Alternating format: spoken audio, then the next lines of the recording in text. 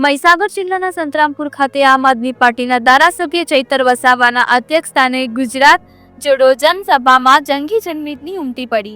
મહીસાગર જિલ્લાના સંતરામપુર નગરમાં આવેલ પ્રતાપપુરા મેદાન ખાતે ચૈતર વસાવાની આગેવાની હેઠળ આમ આદમી પાર્ટી દ્વારા ગુજરાત જોડો અભિયાન કાર્યક્રમ યોજાયો હતો, જેમાં સંતરામપુરના પ્રતાપપુરા મેદાન ખાતે આજુબાજુથી જંગી જનમેદની ઉમટી પડી હતી। આદિવાસી સમાજમાંથી આવતા ચૈતર વસાવાને જોવા અને સાંભળવા લોકોના ટોળેટોળા ઉમટ્યા હતા।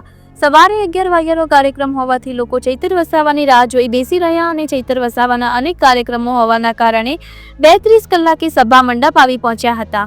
પૂર્વ શિક્ષણ મંત્રી કુબેરભાઈ ડિંડોરની ઓફિસની સામે જ કાર્યક્રમનું આયોજન કરવામાં આવ્યું હતું। સભામાં ધારાસભ્ય ચૈતર વસાવા, આપ પાર્ટીના યુવા નેતા યુવરાજસિંહ જાડેજા, યુવા પ્રદેશ પ્રમુખ બ્રિજરાજસિંહ સોલંકી તેમજ નોર્થ ઝોનના પ્રમુખ બિપિન ગામેતીએ પૂર્વ મંત્રી કુબેર ડિંડોરને આડે હાથે લઈ જિલ્લામાં થયેલ ભ્રષ્ટાચાર બાબતે ટકોર કરતા આડે હાથે લઈ આવતી જિલ્લા પંચાયતની ચૂંટણીમાં પરિવર્તન જરૂરી છે અને પરિવર્તન કરવા હાજર લોકોને આહવાન કર્યું હતું। રિપોર્ટર વિજય જોશી, મહીસાગર। जनसभा थी हजारों की संख्या में विस्तारना वडीलो, युवानो, माता बहनों अहीं उपस्थित था अने घणा भाजपमांथी, कोंग्रेसमांथी अने घणा बीजी पार्टीओमांथी पण आज आम आदमी पार्टी की विचारधारा साथे जोड़ाया छे। आज संविधान दिवस पण छे, आम आदमी पार्टी नो स्थापना दिवस पण छे अने 11/26 ना रोज मुंबई में पण जे ताज होटल पर हुमलो थयो दिवस पण छे, त्यारे एने विधिसर रीते अमे श्रद्धांजलि आपीने आगळनो कार्यक्रम चालू राख्यो छे। मारी साथे युवा अध्यक्ष बिજરાજભાઈ છે, યુવરાજભાઈ છે ને અહીંના સ્થાનિક બધા પદાધિકારીઓ છે।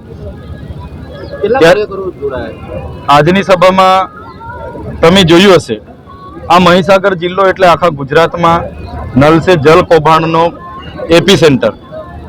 આજ વિસ્તારના દાહોદમાં મનરેગા કૌભાંડનું એપી સેન્ટર, તોતેર ડબલ એની જમીનોનું એપી સેન્ટર, હમણાં ઝાલોદમાં એરપોર્ટના નામે જમીનો છીનવાઈ રહી છે। आ विस्तार में कडाणा डेम, पानम डेम और बीजा नाना नाना डेमना लोकोने विस्थापितो करी दीधा छे। हजू पण एमने वळतर नथी मळी, जमीन नथी मळी, हजू पण नौकरीओ नथी मळी।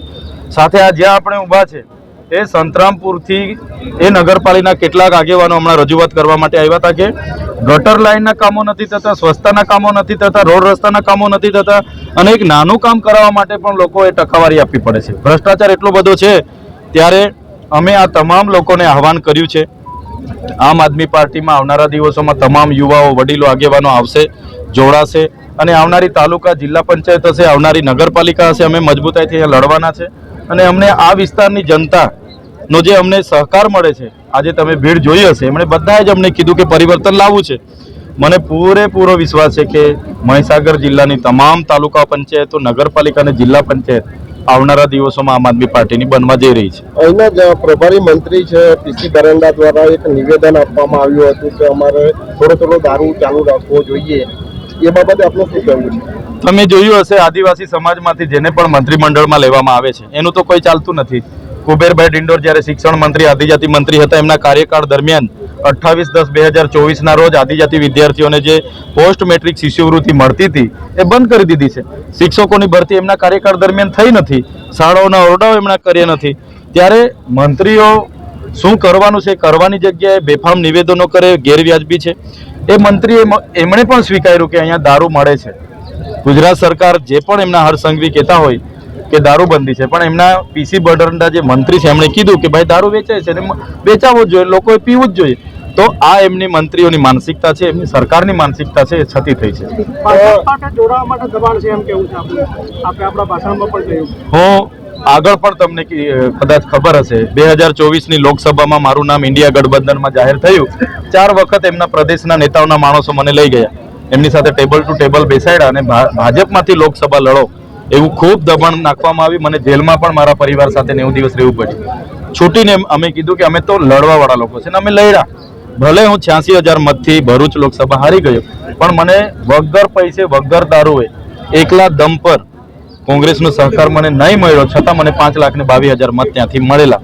ત્યારે હમણાં પણ જે આ જેલનો જે મને જેલમાં જે નાખવામાં આવ્યા સેન્ટ્રલ જેલમાં, એની પાછળનું જે આખું કાવતરું હતું ભારતીય જનતા પાર્ટીમાં લઈ જવા માટેનું હતું।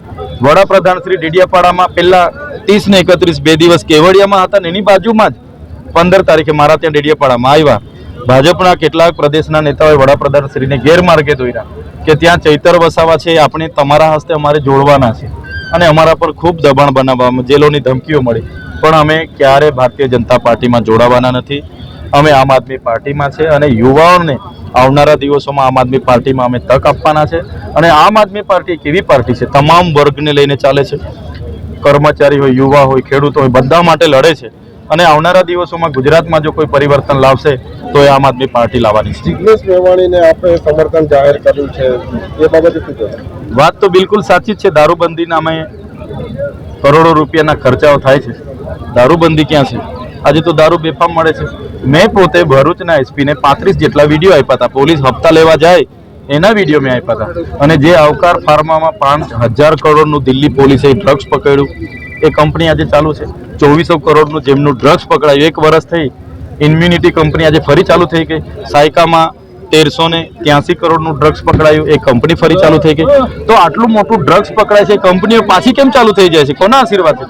તો ભાજપના નેતાઓના આશીર્વાદથી જ આ બધું થાય છે. અમે કોઈ પોલીસ અધિકારીઓને અમારી સાથે કોઈ ટાર્ગેટ નથી કે અમે કોઈને વ્યક્તિગત અમારા દુશ્મન નથી.